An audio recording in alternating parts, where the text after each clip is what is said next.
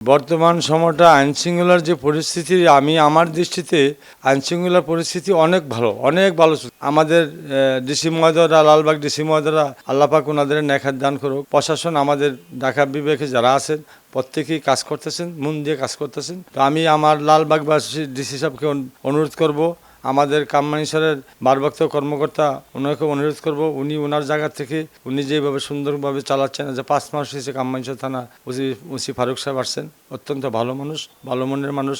তদন্ত অফিসার লুৎফুর রহমান সাহেব অত্যন্ত ভালো মানুষ। যারা আছে এখানে দায়িত্বে, আমার চোখের দৃষ্টিতে উনি ভালো কাজই করতেছেন। এলাকার আইন প্রশাসন সুন্দরভাবেই আছেন।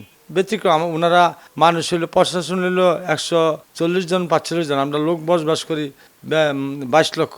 এখানে 10,000 লোকের মধ্যে একজনও পড়ে না। তবে আমরা সচেতন হতে হবে। আমরা যারা এদেশের নাগরিক, আমরা কামরাঙ্গীরচরের ভোটার, আমাদের এই কামরাঙ্গীরচরের উন্নয়নের জন্য আমরা কামরাঙ্গীরচরবাসী যদি আমরা যতক্ষণ সচেতন না হব, সৎ পথে না চলবো, এতক্ষণ তো পুলিশ কিছু করতে পারে না। তারপরেও পুলিশ অনেক প্রশাসনে অত্যন্ত ভালো দিক দিয়ে চালাচ্ছেন, ভালোই আছেন ইনশাল্লাহ। আশা করি আরও সামনে ভালো থাকবেন। আমি এই জন্যই লালবাগ বিভাগের পুলিশ কমিশনারকে ধন্যবাদ জানাই। আমি ধন্যবাদ জানাই ডিএমপি পুলিশ কমিশনার সাহেবকে, ওনাকে ধন্যবাদ জানাই, যদি উনিও এই ঢাকা সুন্দরভাবে পরিচালনা করতেছেন বা করবেন। লালবাগ উপপুলিশ কমিশনারকেও ধন্যবাদ জানাই, যে উনিও সুন্দরভাবে যে আমাদের এই লালবাগ বিভাগ সুন্দরভাবে যে পরিচালনা করতে পারেন, ওনাকে আমি ধন্যবাদ জানাই।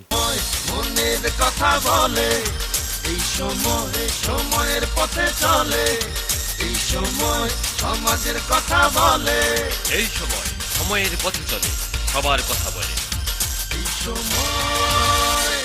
এই সময়